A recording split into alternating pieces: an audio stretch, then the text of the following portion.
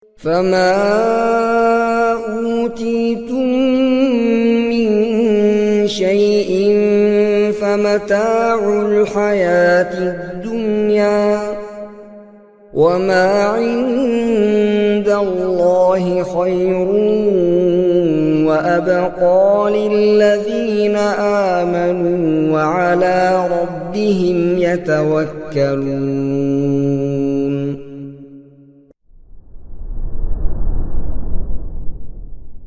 Assalamualaikum warahmatullahi wabarakatuh. Innal hamdalillah nahmaduhu wa nasta'inuhu wa nastaghfiruh wa na'udzu billahi min shururi anfusina wa sayyiati a'malina. May yahdihillahu fala mudilla lahu wa may yudlil fala hadiya lahu.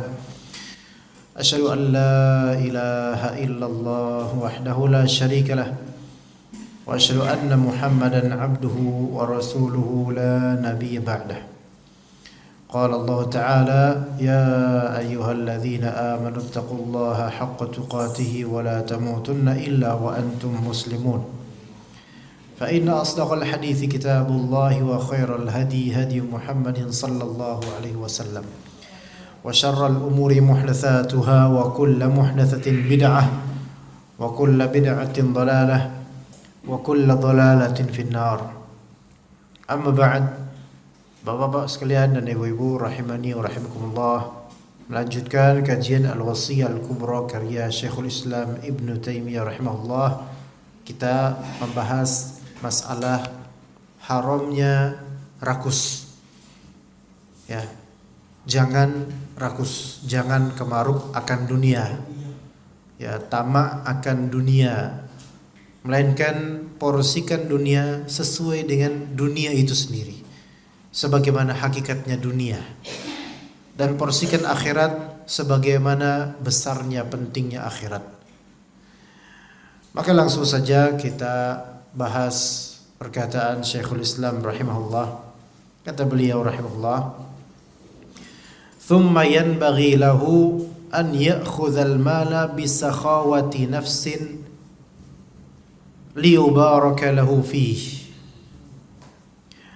Hendaknya kita ini kalau memang betul-betul mau mendapatkan arjahul makasib, penghasilan atau pendapatan yang terkuat, ya, maka hendaknya dia, hamba ini yang pengen mendapatkan pendapatan terkuat, ya'khudhal mal, mengambil harta, bisa khawati nafsin, dengan kedermawanan jiwa, mengambil hartanya dengan kekayaan hati, bukan mengambil harta tersebut dengan kepelitannya atau kemiskinan qalbu.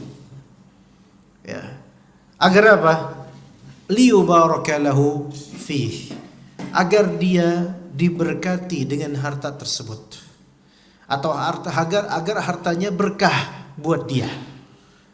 Berarti di sini ada kunci jawaban bagi pertanyaan gimana caranya supaya harta kita berkah buat kita. Di antara caranya yaitu kita mencari harta tersebut atau mengambilnya bisa khawatin nafs, dengan kedermawanan jiwa.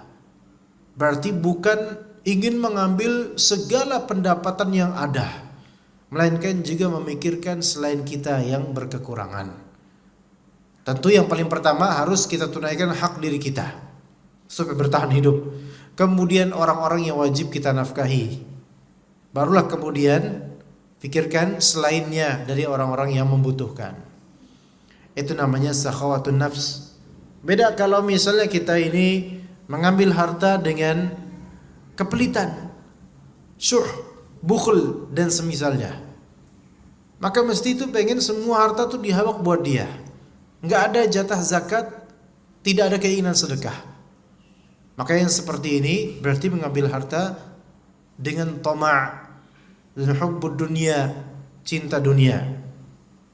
Wala ya'khudhahu bi israfin wa hala', dan janganlah dia mengambil harta tersebut bi israf, yaitu karena pengen menguasai seluruh dari harta, atau dengan hala', yaitu kekagetan, kekagetan.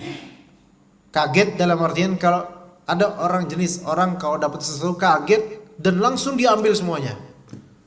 Gimana Pak? Kaget karena tiba-tiba dapat terus langsung dihabek semuanya. Gimana tuh Pak? Pernah lihat gak video susu sapi, susu beruang? Apa namanya? Yang kemarin pas Covid itu rame itu? Beer brand atau semacamnya. Langsung pada rebutan sampai sikut-sikutan, berkerat-kerat itu diambilnya. Janganlah kita itu mengambil harta itu seperti itu modelnya, enggak. Ya, yaitu bergegas, tercekat, terkaget dan langsung ambil semuanya untuk diri kita sendiri dan mengikhtikar dan menimbun harta itu untuk diri kita sendiri. Yang seperti ini enggak berkah, beneran enggak berkah. Enggak berkah. Ya. Maka bal yakunul malu indahu bimanzilatil khala.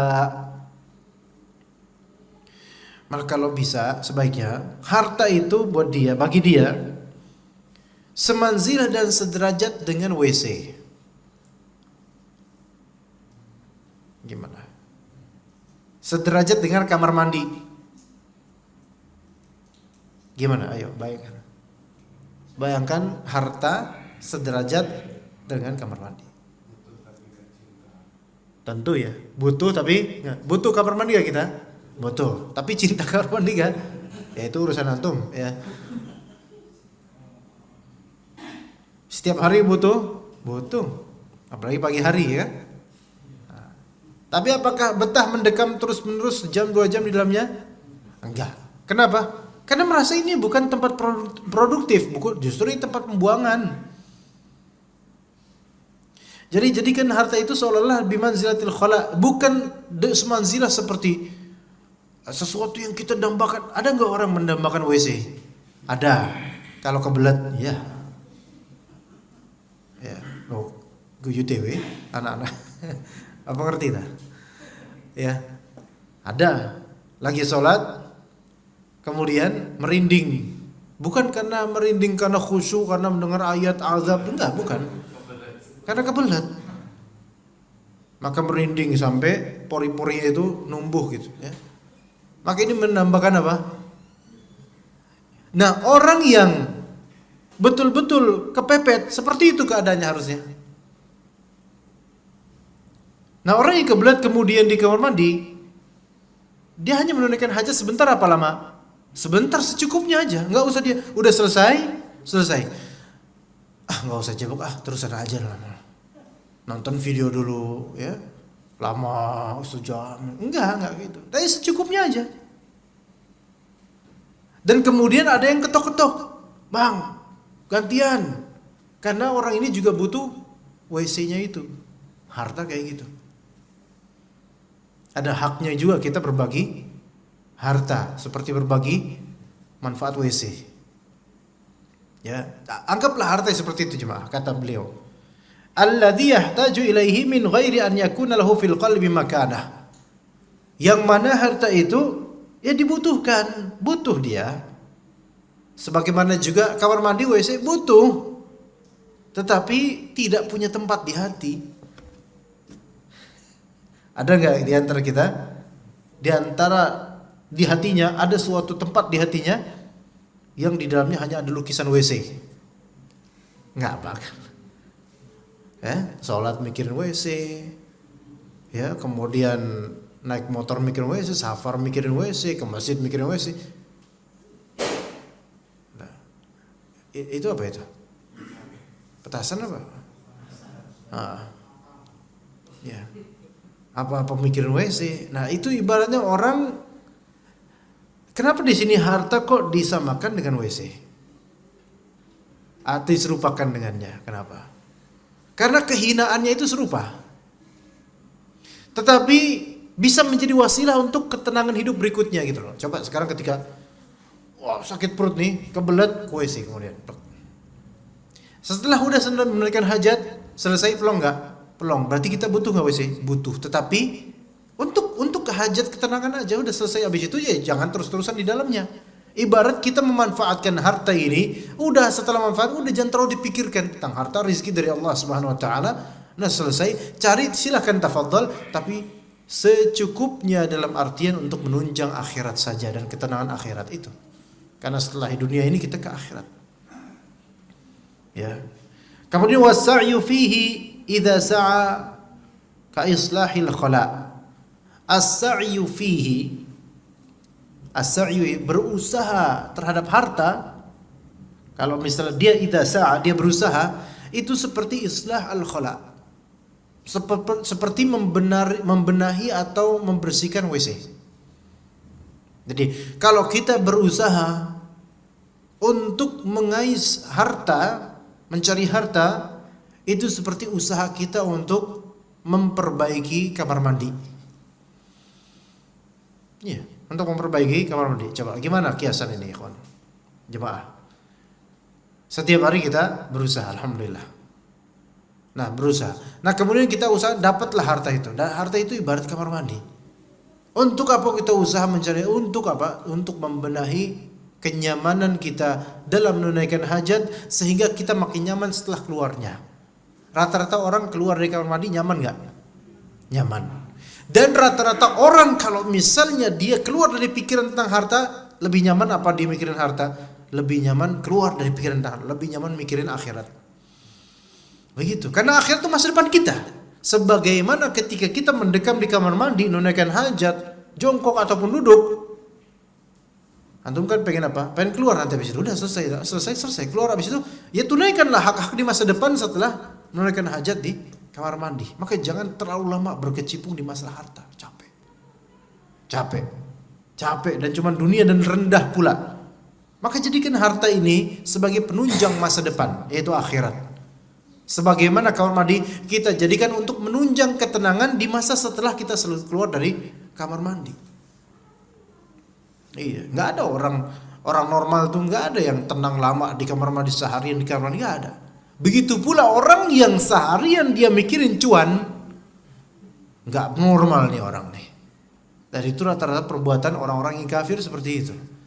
Karena mereka nggak punya bagian di akhirat, nggak punya. Bagian mereka apa? Yaitu kotoran-kotoran dunia saja. Orang beriman, mereka menunaikan hajat itu bukan WC-nya yang dicari, apalagi isinya, naudzubillah min dzalik. Tetapi apa? Ketenangan setelahnya, ya kan? Iya. Supaya nggak merinding terus, ya Pak ya? Iya. Apalagi lagi sholat jadi imam lagi, itu paling berat Pak. Jadi sholat jadi imam merinding. Udah ada yang pernah coba Pak? Saya pernah. Bukan pernah lagi, berapa kali. Tapi Allah jaga, alhamdulillah. Tapi kalau udah merinding banget, gak konsen, batalkan sholat Pak. Iya. Walaupun gak sampai keluar apapun, kentut gak keluar, batalkan sholat. Karena sudah gak bisa fokus. Yang belakang ganti, ya. Yang belakang taunya belum pengalaman, merinding juga, ya. Tapi bukan merinding karena itu, merinding karena takut. Paling ajaib itu saya pernah itu ngerasain di daerah. Ada di daerah Mampang itu ada pool Bluebird Pak, atau markas Bluebird di Mampang. Itu saya khutbah Jumat di kantornya, kantor besarnya itu. Luar biasa itu pengalaman. Ya. Kan biasa khatib naik mimbar, Assalamualaikum warahmatullahi wabarakatuh. Biasa aja, Waalaikumsalam. Habis itu kan adzan kan ya. Di sesi adzan itu saya menghadap fitnah dan ujian dari Allah. Langsung sakit perut Pak. Bayangin di keadaan kayak gitu, langsung sakit perut, merinding, gimana cara? Gimana? Serba salah Pak, mau keluar. Ini habis ini khutbah ini, mau tetap bingung kan? Itu cuma Allah yang bisa nolong itu. Muadzin nggak bisa kan, muadzin lagi sibuk. Masa saya bilang Pak, saya mau nggak bisa. Kami bentar dulu Pak, saya. Udah gitu muadzin kan pakai speaker. Ngapain Ustaz?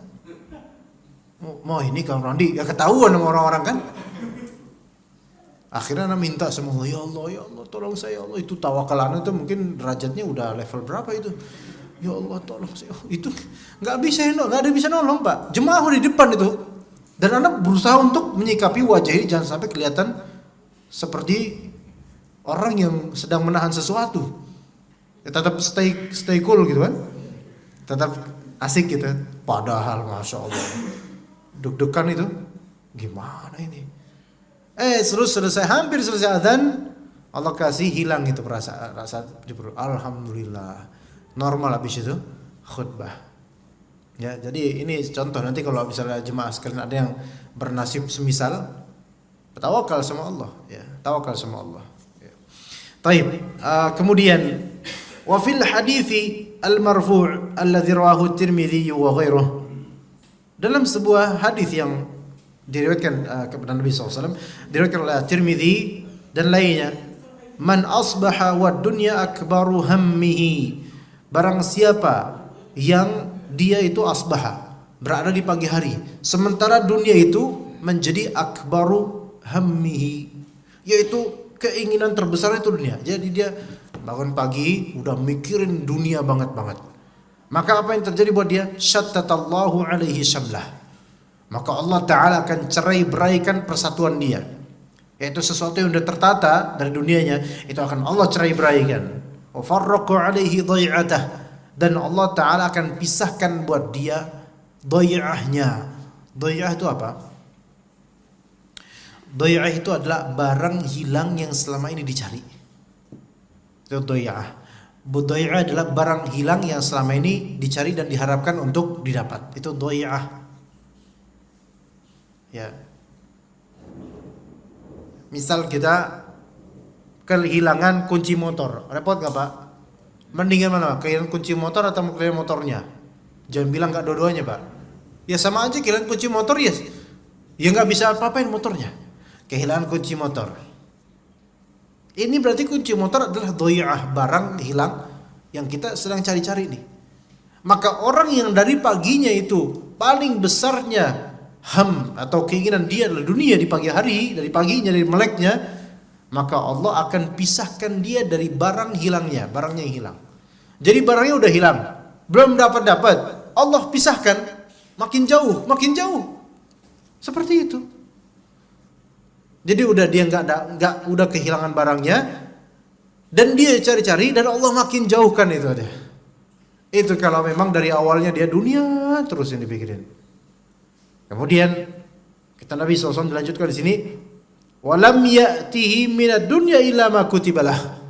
Dan kalaupun dia dapat bagian dari dunia, itu tidak akan dia dapat dari dunia kecuali yang sudah Allah takdirkan. Tetap aja kembali ke takdir Allah, walaupun dia berjuang seberapa, minatnya seberapa, tetap aja yang dikasih sama Allah sesuai takdir Allah, baik banyak ataupun sedikit. Ya begitu. Jadi janji Allah nih melalui lisan Rasul, barang siapa yang dari pagi pikirnya dunia aja, maka Allah cerai-beraikan urusan dia. Iya. Tapi Ustaz, kok orang-orang kafir bisa gitu? Itu istidraj Pak. Kenapa orang-orang kafir bisa tertata? Mereka malah dari segi administrasi, birokrasi lebih baik daripada negeri kita misalnya. Itu istidraj Pak. Istidraj itu adalah tertetapkannya nikmat dengan terus-menerusnya maksiat. Itu istidraj. Nikmat terus ada, maksiat lancar. Itu istidraj Pak. Hati-hati. Yang itu malah lebih buruk lagi. Kenapa? Karena suatu saat akan Allah cabut itu semuanya tiba-tiba. Itu lebih gak enak Pak. Mending yang versi kedua bukan istidraj. Allah hukum, kemudian orang itu sadar. Nah itu mending. Tapi kalau misalnya Allah cabut tiba-tiba dan mati itu orang dalam keadaan kufur, nah itu lebih gak enak. Maka jangan terperdaya dengan tanzim, kerapihan orang-orang yang pencari dunia. Coba kita lihat jemaah sekalian, kalau misalnya kita lihat komuter lain, kereta Pak, kereta pagi-pagi dari Bogor misalnya, atau dari Bekasi, terutama dari Bogor lebih jauh ya. Nah itu kadang kalau saya ke Kalibata jam 4:30 kereta udah lewat, 4:30 pagi. Dan itu udah banyak penumpang jemaah. Dari sejak zaman kapan tahu kayak gitu, jam 4:30 pagi. Saat kita beranjak menuju sholat subuh. Ya tentu anak husnudzon. Banyak dari mereka yang sholat subuh di stasiun misalnya. Iya. Tapi mereka bisa untuk hal seperti bisa itu. Dari subuh. Untuk nyari apa? Nyari duit. Tapi harus diberi tanbih di sini, perhatian. Kalau memang dari pagi itu akbaru hamnya, yaitu keinginan terbesarnya dunia, urusannya berabe. Yang dia cari itu makin jauh. Pun kalau dia dapat yang dia cari dari harta, itu sesuai dengan yang Allah takdirkan, udah selesai. Terus kemudian sebaliknya, waman asbaha wal akhiratu akbaru hammih. Barang siapa dia di pagi hari dan akhirat adalah yang paling dia cari, jama'allahu alaihi syamlah. Keterceraiberaian urusannya akan Allah Ta'ala padukan dan satukan. Beneran Pak, urusannya itu akan disolving oleh Allah, difikskan oleh Allah, percayalah. Asal dari pagi ke akhirat. Insya Allah jemaah-jemaah dimanapun Pak, baik di Muhajirin Lombang Buaya atau Muhajirin lainnya atau masjid lainnya, semua jemaah dari kaum muslimin, apapun aliran mereka selama bukan kufur, mereka muslim, mukmin, mereka sholat berjamaah subuh di masjid, kemudian zikir, apalagi zikir pagi petang, Masya Allah, Allah yang akan menata urusannya.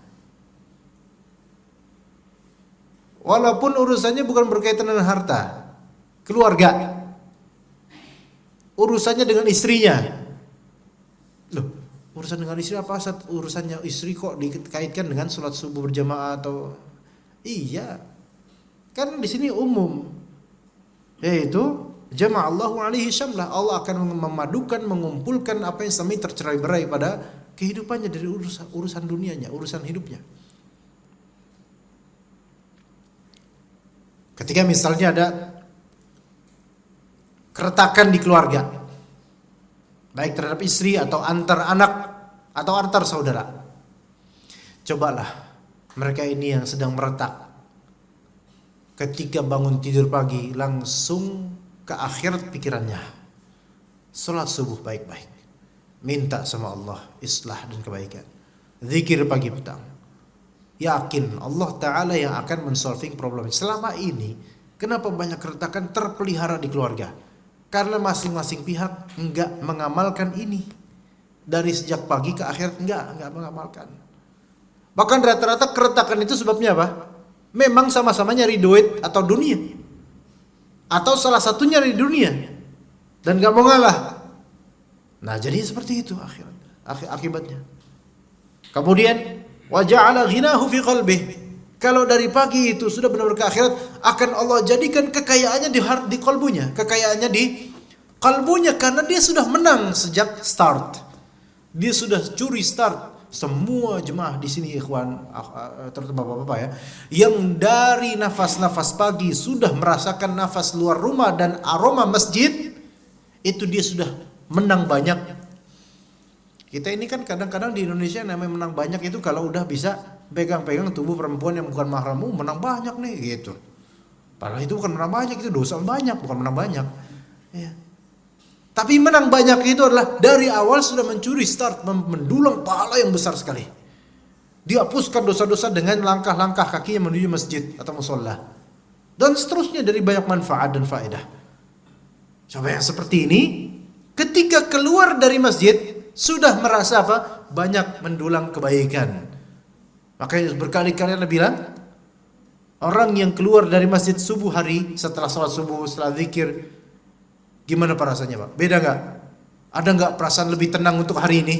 Ada, karena jaminan Allah nyata buat dia. Wa ja'ala ghinahu fi qalbih.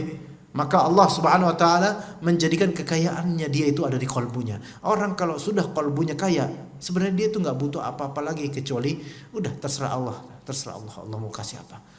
Karena dia sudah punya Allah Ta'ala.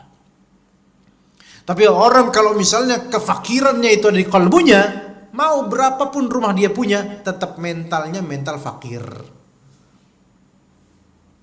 Saya kesini kan dari Kalibata tadi Pak. Kalibata, kemudian Cilitan, kemudian arah ke Halim itu. Ya, kalau lewat arah Keramat Jati itu macetnya itu luar biasa tadi Pak, Masya Allah. Nah, di bagian mananya itu ya, sebelum Pinang Ranti lah, pokoknya di jalan-jalan yang agak kecil itu, bukan jalan raya besarnya, Anda melihat ada dua laki-laki muda, kedua-duanya pakai baju koko dan pakai songkok atau peci. Ngapain, Pak? Satu di depannya, satu di belakangnya. Yang di belakang merem kayak orang buta, yang di depannya bawa ya, semacam tromol-tromol gitulah buat minta-minta itu. Anda lihat, Anda nggak percaya ini. Anda nggak percaya. Ini bukan masalah suudzon ya. Karena kalau emang mereka itu ke agama, nggak bakal kayak gitu, yakin deh. Hatta buta beneran, Pak, nggak kayak gitu, nggak bakal kayak gitu. Kenapa? Kalau orang ke agama, ke akhirat, maka kekayaannya di hatinya. Orang kalau kekayaannya di hatinya, dia nggak bakal minta-minta kayak gitu, nggak bakal, Pak. Ketahuilah semua pengemis, pengamen dan semisalnya, mental mereka miskin. Walaupun mereka mungkin kaya di kampungnya, mental mereka miskin. Beneran. Yang biasa berjejer di masjid, di teras masjid pas Jumatan dari nenek-nenek, mbah-mbah kan, itu kan bukan biasa, belum tentu mereka miskin beneran secara harta. Diriset oleh sebagian orang, ada di antara mereka yang punya ladang besar di kampungnya dan mereka nggak mendapatkan musibah. Dan ajaibnya mereka hanya terlihat pas Jumatan aja. Jadi istiqomah pas Jumatan aja, mereka ngamen minta-minta. Nah, terus biasanya ngapain tuh nggak tahu. Kalau benar ini mereka ke akhirat, nggak bakal kayak gitu. Jangan pakai jubah akhirat, jangan pakai songkok agama. Kalau mau yang minta-minta, mending orang jelas minta-minta beneran gitu, karena dengan pakaian pengemis daripada pakai pakaian agama, libasut taqwa, baju takwa. Enggak, ini malu-maluin agama. Dan juga agama nggak ngajarin kayak gini. Kalau memang ke akhirat, maka Allah lah yang akan menjadikan kekayaan di hatinya. Dan orang yang kaya hatinya tidak akan dia mengemis sembarangan di jalan, nggak bakal. Kemudian kata Nabi SAW, wa atathu ad-dunya wa hiya raghibah. Dan ajaibnya orang kalau udah tawakal sama Allah, dekat sama Allah, dunia itu mendatanginya dengan tertunduk dan segen. Dunia itu segen, hormat pada orang ini. Beda dengan orang yang betul-betul ngejar dunia dari pagi hari, hanya dunia pikirannya, atau ham yang terbesarnya dunia. Maka dunia memang justru apa? Dunia itu menjauh, mengkhianati, menjauh, dia kejar-kejar terus. Dunia menjauh. Kalaupun dunia kemudian memberikan kotorannya saja, terus dia pungut. Beda dengan orang yang Allah jadikan kekayaannya di hatinya dengan berkiblat ke akhirat, maka dunia itu yang datang. Dunia yang datang, Pak. Cuman hati-hati. Ketika sudah dari awal udah tawakal, udah baik, udah ke Allah, ke akhirat, terus dunia datang, jangan kira bahwa dunia datang itu kemudian tidak ada fitnah setelahnya. Itu malah ujian. Iya. Wa qala ba'du salaf, sebagian salaf berkata, anta muhtajun ila dunya wa anta ila nasibika minal akhirati ahwaj. Engkau memang butuh pada dunia, tetapi engkau lebih butuh terhadap bagianmu di akhirat, dari akhirat. Iya, dunia butuh, tetapi terhadap akhirat engkau lebih butuh. Fa in bada'ta bi nasibika minal akhirah marra ala nasibika minad dunya, murra ala nasibika minad dunya fantazimhu intizaman. Maka jika engkau telah memulai hari-harimu dengan bagianmu dari akhirat, maka silahkan lewatilah bagianmu dari dunia dan intazim, dan rapihkanlah duniamu itu. Karena orang yang ke akhirat, dia akan melihat dunia itu kecil. Dunia itu kecil. Orang yang ke akhirat akan melihat dunia itu kecil. Orang yang gak ke akhirat akan melihat dunia itu besar. Sekarang jemaah, kalau kita mau merapikan sesuatu, ketika kita melihat sesuatu yang mau kita rapikan itu kecil, gampang gak rasanya? Gampang. Tapi kalau kita mau merapikan sesuatu, kita melihat sesuatu itu gede banget, besar banget, gampang gak? Susah. Maka siapa yang melihat dunia ini kecil, dia akan merasa gampang merapikan dunia ini. Dan siapa yang melihat dunia ini begitu besar buat dia akan kesulitan merapikan dunianya sendiri. Begitu maksudnya. Allah Ta'ala berfirman, wa ma khalaqtul jinna wal insa illa liya'budun. Dan tidaklah aku ciptakan jin dan manusia kecuali untuk beribadah kepadaku. Ma uridu minhum min rizqi wa ma uridu ay yut'imun. Aku tidak menginginkan dari orang-orang ini, dari jin dan manusia, tidak menginginkan dari mereka semua rizki, dan aku tidak menginginkan dari mereka untuk memberiku makan. Allah Ta'ala tidak butuh. Justru Allah Ta'ala yang memberi rizki dan memberi mereka makan. Innallaha huwa razzaqu dzul quwwatil matin. Sungguh Allah lah justru yang memberikan rizki. Dialah pemilik kekuatan yang sangat kuat. Begitu kata Syekhul Islam Ibn Taimiyah rahimahullah. Kata Allah Azza wa Jalla dalam kitab ini. Fa amma ta'inu maksabin min ala maksabin min sina'atin aw tijaratin aw binayatin aw hirathatin aw ghairi dhalik fa hadha yakhtalifu bi ikhtilafin nas. Adapun menentukan penghasilan ya terhadap penghasilan dari misalnya sina'ah, produksi pabrikan, au tijarah, perdagangan, au binayah itu bangunan, au hirathah pertanian, au ghairi dzalik lainnya, fa hadha yakhtalifu bi ikhtilafin nas. Maka ini beda-beda, orang-orang beda-beda. Misalnya Pak Budiman misalnya beliau di material ya, kemudian di properti, kemudian dan seterusnya, itu beda, orang-orang beda. Nggak bisa Ustadz pokoknya harus, kalau memang mau benar-benar jadi kaya harus betul-betul hidup dengan hasil dari usaha material. Nggak mesti kan Pak ya? Nggak mesti. Malah mungkin saya nggak bisa karena memang interest saya bukan di situ misalnya. Juga bapak-bapak misalnya, Pak Azul nggak bakal jadi kaya Pak Azul sebelum jadi ustadz. Yang nggak bisa gitu juga Pak ya. Orang di sini ikhtilaf, beda-beda, potensi manusia beda-beda, yang Allah kasih juga beda-beda. Selama itu halal, tafadhol. Ya. Kemudian wala a'lamu fi dzalika syai'an 'amma. Aku tidak mengerti dari hal seperti ini sesuatu yang umum semua orang bisa. Enggak. Kalau untuk masalah penghasilan duniawi, Allah Ta'ala melonggarkan dan membebaskan selama halal. Maka silakan kalau misalnya interest kita adalah jual tanaman misalnya, boleh? Boleh. Iya. Jual buahnya boleh? Boleh. Tapi nggak bisa semua orang jual tanaman. Kalau semua orang jual tanaman, ya tanaman nggak ada harganya dong nanti jadinya. Iya. Kalau semua orang jual bangunan, terus siapa yang bakal bikin bangunan? Kalau semua orang jadi kuli, terus siapa yang bakal jual? Kalau semua orang jadi ustadz, terus mana yang jadi murid? Kan gitu. Anda nggak bisa mengatakan, Pak semua dari antum harus jadi ustadz, maka harus tampil tiap pekan ganti-ganti. Ya nggak bisa gitu. Ya, maka di sini nggak ada sesuatu yang umum semuanya harus bisa di masalah dunia. Lakin idza 'ana lil insan jihatan falyastakhirlah fiha al-istikharata al-mutalaqqata an muallimil khair sallallahu alaihi wasallam. Maka jika seorang muslim, ada seorang insan, dia udah punya jihad, dia punya mengarah suatu pekerjaan. Saya pengen di bidang biologi, saya pengen jadi dokter misalnya, maka fal yastakhirillaha fiha, hendaklah dia istikharah. Sudah pernah saya ajarin insyaallah ya, istikharah dengan model istikharah yang telah diajarkan oleh Nabi kita alaihi wasallam. Iya. Kalau misalnya kita menancapkan sesuatu dari dunia, saya akan kerja di sini, PT ini nih, maka sebelum memulainya istikharah, bismillah supaya berkah. Kata beliau, fa inna fiha minal barakati ma la yuhata bih.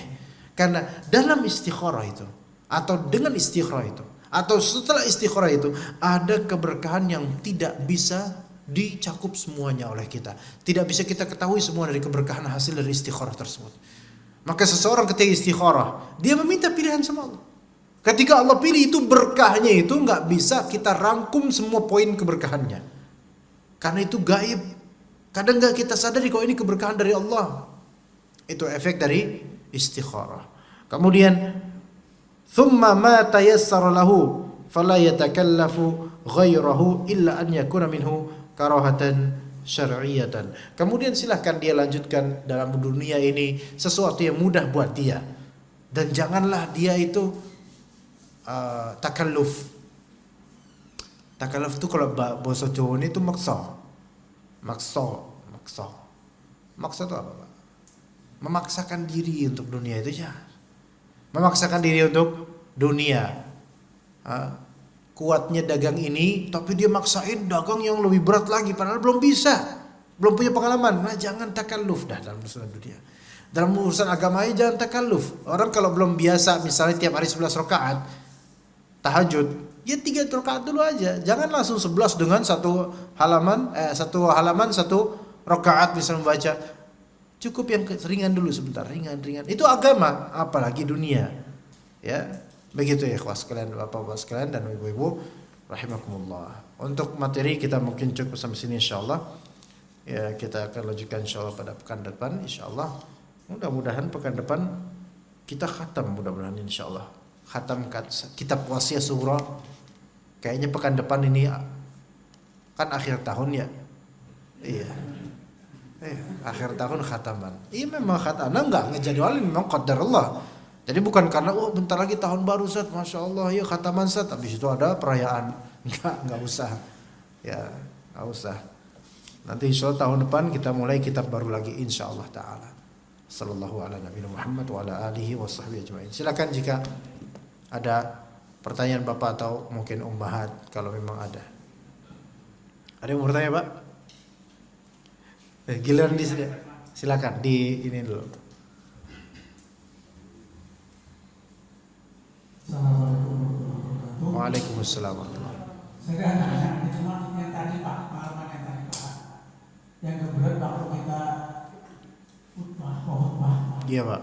di antara azan dan mulai khutbah itu selain kita masuk ke Allah, kita ada upaya. Jadi kaki kita diganti sampai mata kaki, kita usap-usap. Gimana Pak? Gimana ini penting nih? Dan itu benar. Itu pengalaman saya. Saya mau beberapa kali khutbah begitu. Usap kakinya ini Pak, dari betis sampai kaki. Tapi kita pasrah kepada Allah.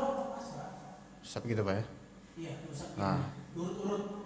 Ntar kok jemaahnya juga Bapak seperti Bapak tahu semua kalau saya kebelet dong nanti. Gak masalah itu. Itu upaya ini.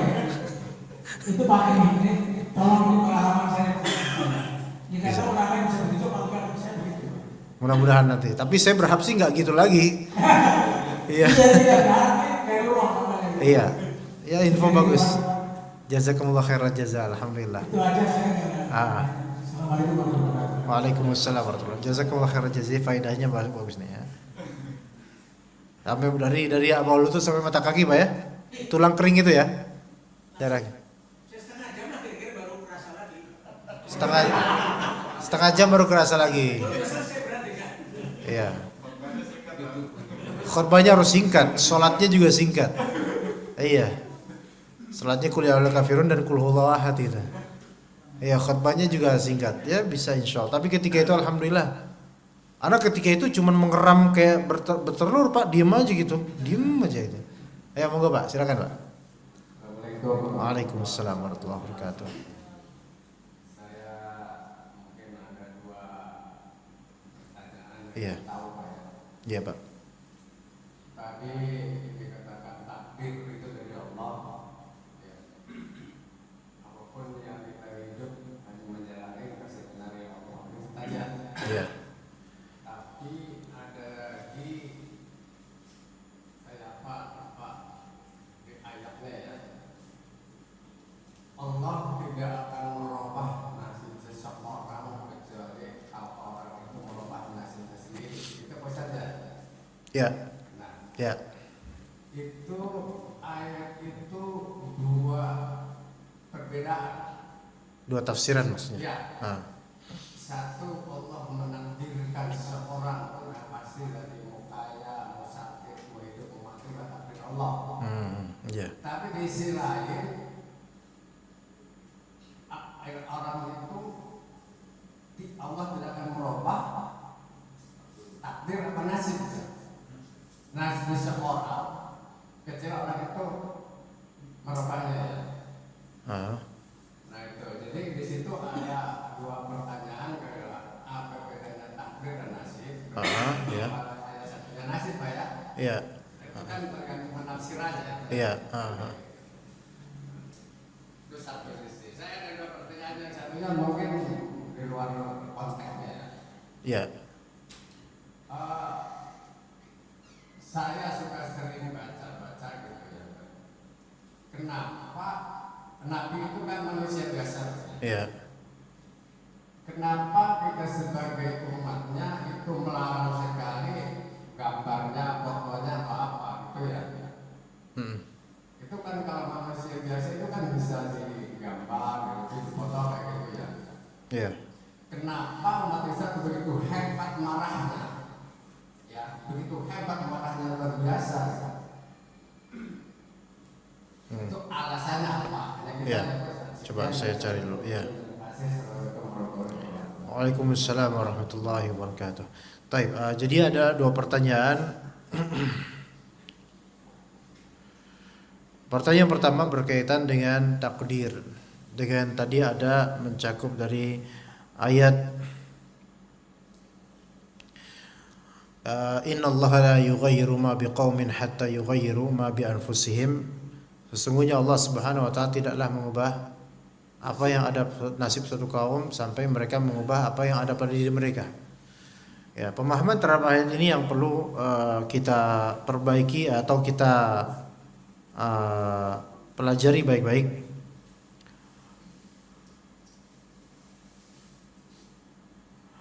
Yaitu ada dua tafsiran terhadap innallaha la yughayyiru ma biqaumin hatta yughayyiru ma bi anfusihim. Tafsiran pertama, maksud dari ayat ini adalah manusia diwajibkan ikhtiar, berusaha untuk mengubah apa yang ada pada dirinya dari keburukan, agar kemudian dia menuju kebaikan. Kemudian Allah Ta'ala memberinya hidayah dan taufik. Itu pertama. Jadi jangan cuma bicara doang, melainkan usaha. Kayak misalnya, aduh saya pengen punya anak nih, saya pengen bahagia berkeluarga. Ya nggak bakal berubah status Anda kecuali Anda ubah dengan cara ikhtiar, cari istri, nikah. Kan gitu, itu makna pertama. Makna kedua habis azan insyaallah. Iya, habis azan. Kita azan dulu insyaallah ta'ala.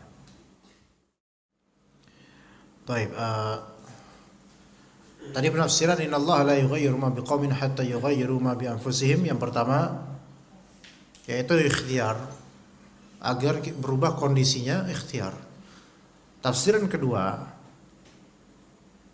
yaitu maknanya sesuai dengan ayat yang lain. Sesungguhnya Allah Ta'ala tidak akan merubah apa yang ada suatu kaum dari kenikmatan.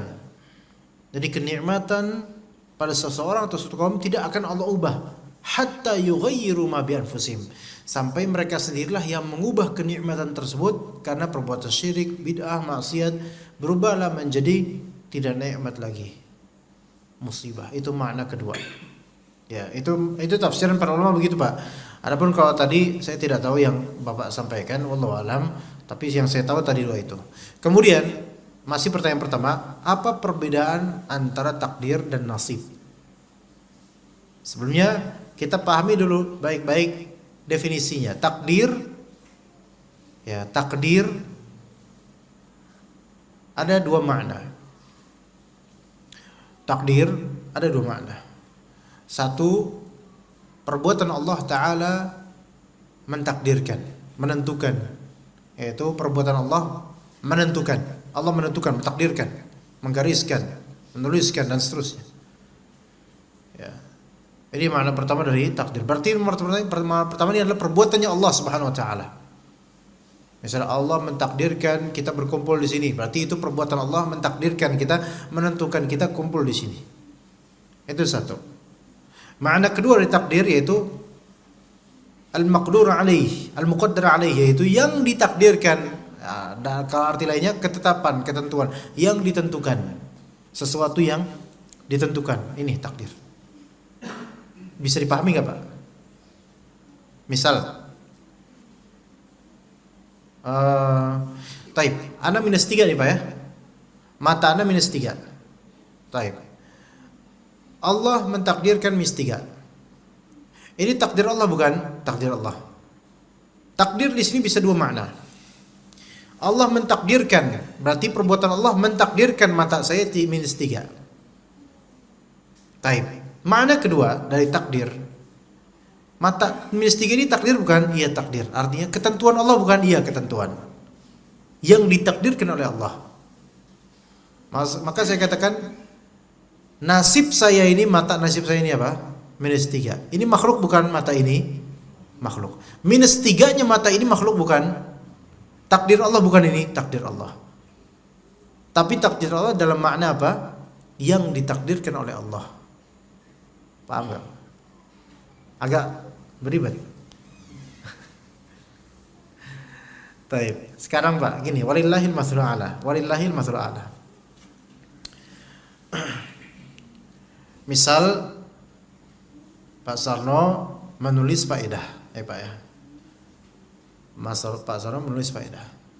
Beliau punya perbuatan menulis. Dan hasil dari menulis itu apa jadinya? Tulisan. Oke? Maka perbuatan menulis namanya penulisan. Yang ditulis namanya tulisan. Nah, takdir dua makna seperti itu. Allah mentakdirkan, berarti itu perbuatan Allah mentakdirkan. Nah, yang ditakdirkan itu menjadi apa? Suratan takdir atau ketetapan, atau disebut juga nasib. Gimana Pak? Bisa dipahami nggak Pak? Apakah takdir itu nasib? Iya. Apakah nasib itu takdir? Iya. Takdir adalah nasib jika takdir itu dimaknai dengan artinya ketetapan Allah, ketentuan Allah yang ditentukan atau ditetapkan oleh Allah. Tapi kalau takdir dengan maksud perbuatan Allah mentakdirkan, maka perbuatan Allah bukanlah nasib. Paham nggak jemaah? Apakah perbuatan Allah itu nasib? Bukan. Perbuatan Allah mentakdirkan itu nasib, bukan. Justru Allah yang menasibkan. Nah, hasil dari takdir itulah nasib. Apa arti nasib? Nasib artinya bagian. Bagian. Nasib maknanya adalah bagian. Takdir maknanya adalah penentuan atau ketentuan. Beda nggak antara penentuan dengan ketentuan? Ayo, pasti paham ya Pak ya? Penentuan adalah perbuatan menentukan. Ketentuan adalah yang ditentukan. Beda nggak? Beda. Ya. Jadi berarti takdir itu kita manusia bisa merubahnya gitu. Nah, ini ada lagi rincinya. Ya kan? Ada rinci lagi, bisa saya jabarkan. Isinya dengan merubahnya itu sendiri manusia itu dengan semangat perubahannya. Ya, ini bisa saya jelaskan tapi panjang Pak. Ntar umat nggak bisa nanya. Disambung nanti pada tahun depan. Tahun depan Pak insya Allah. Maksud saya supaya kita dalam beriman itu lebih dalam lagi gitu Pak. Iya. Kita jangan hanya muridnya aja. Kita ini kan Islam itu, syarat Islam itu kan ritualnya Pak. Ibadah. Itu gerbang yang menuju keimanan yang lebih dalam itu. Iya. Iya. Iya. Itu kan untuk menambah keimanan itu. Iya. Supaya apa ya? Ya kita semua supaya sama belajar lah. Sebenarnya bisa dirinci lagi nanti, tapi saya pikir itu nanti berlarut kalau misalnya panjang nanti. Tapi itu jadi yang penting di sini udah tahu takdir itu ada perbuatan Allah yang nggak bisa dirubah, terserah Allah. Ada takdir maknanya adalah yang ditakdirkan, ketentuan Allah, dan itu ketentuan Allah rincinya ada lagi, tapi tidak sekarang. Tadi pertanyaan kedua apa Pak? Oh iya, kenapa umat Islam marah kalau misalnya mereka atau mereka melihat gambar atau lukisan wajah Rasul? Pertama, melukis atau menggambar wajah orang hukumnya haram, mau wajah Rasulullah atau selainnya. Ya, melukis atau menggambar haram, tapi motret itu khilafiyah di antara ulama, tapi dibolehkan insyaallah kalau foto. Itu yang saya lebih diikuti. Tapi kalau melukis ini nggak boleh. Ini yang dilaknat oleh Allah dan Rasulnya. Itu pertama. Kedua, melukis wajah Rasulullah SAW ini merupakan kesoktahuan tentang Rasulullah SAW dan merupakan kedustaan tentangnya. Ya kan?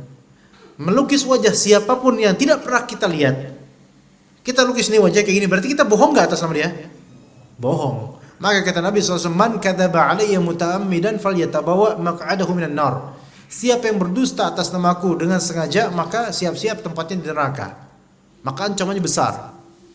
Karena dia telah sok tahu atas wajah Nabi SAW. Ya. Dan juga orang yang melukis wajahnya Abu Bakar, Umar itu juga sok tahu. Ini bagaimana coba? Wajahnya Abu Bakar, wajahnya Abdul Qadir Jailani aja deh. yang mungkin lebih akhir. Nggak tahu kan? Nggak tahu. Berarti berdusta atas mereka kalau kita melukis itu. Sekarang kalau wajah sampean Pak misalnya ya, terus 3 generasi bawah melukis wajah sampean padahal mereka belum pernah melihat sampean.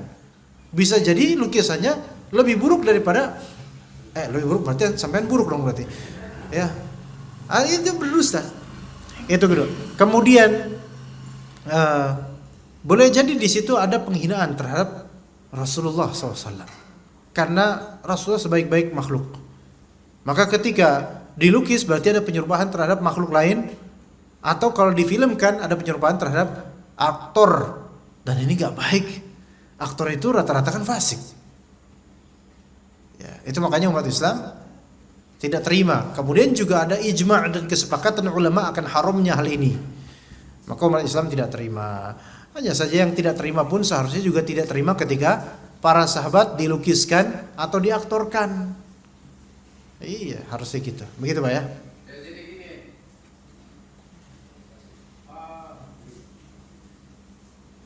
yang melarang mengharamkan itu waktu Rasulullah ada kan nggak mensadaqkan karena masih ada ya. Kan setelah wafat Rasulullah yang melarang itu. Dalam Quran pun kan ada ya. Larangan itu. Berarti yang melarang itu bukan Rasulullah aja ya. Ya, mungkin sahabat atau ulama di penafsiran itu setelah apa ya? Setelah terjadi kan bisa ada larangan gitu. Jadi yang melarang itu kan bukan di hadis Rasulullah. Di hadis. Di hadis. La'anallahul musawwirin wal musawwirat. Ya. Allah Ta'ala melaknat tukang gambar. Mau dia yang gambar Rasulullah atau siapapun. Makanya di zaman Nabi nggak ada yang gambar, kecuali orang musyrik atau bikin patung, kecuali orang musyrik. Di kita sekarang ini, kalau bilang kan nggak ada Rasul melarang, Rasul melarang sejak zaman Rasulullah melarang siapapun nggak boleh digambar. Baik dipahat menjadi patung atau dilukis manusia wajahnya nggak boleh dari zaman Nabi. Ya, jadi nggak boleh. Iya. Nah itu mencakup umum, mau Nabi Muhammad, mau Nabi Adam. Iya. Mau Nabi Adam, mau Nabi siapa nggak boleh. Melukis malaikat boleh nggak? Nggak boleh. Kenapa? Karena melukis makhluk hidup nggak boleh. Apalagi makhluk hidup itu dimuliakan oleh Allah. Nggak boleh. Iya, selesai. Bukan entah Nabi Muhammad, entah malaikat Jibril dan seterusnya. Ya, kalau diperbolehkan, kenapa para sahabat nggak melukis? Karena itu kan mungkin bagi mereka merupakan pengagungan terhadap Nabi. Enggak.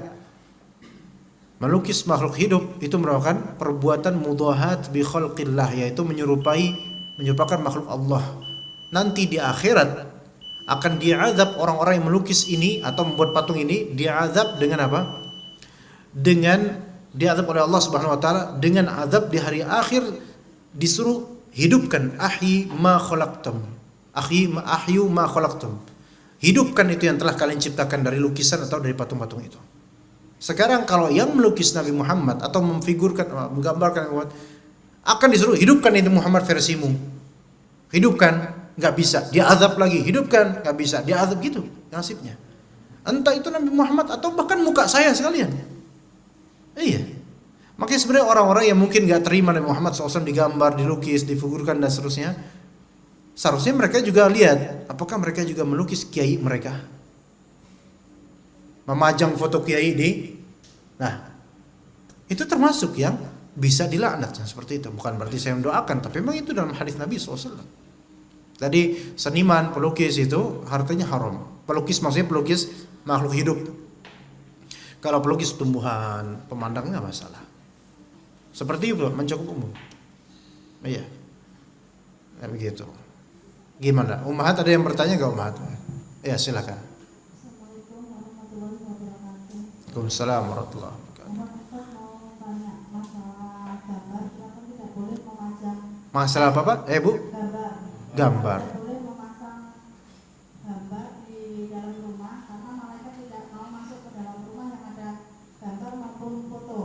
Ya. Yang mau saya tanyakan bagaimana dengan sekarang ininya apa itu selimut maupun baju tidur itu kadang ada gambar Ya. panda dan selimut itu kadang bergambar makhluk hidup itu bagaimana Pak? Iya. Taib. Ini pertanyaan bagus. Kan malaikat tidak masuk ke rumah yang di dalamnya ada surah, gambar atau patung.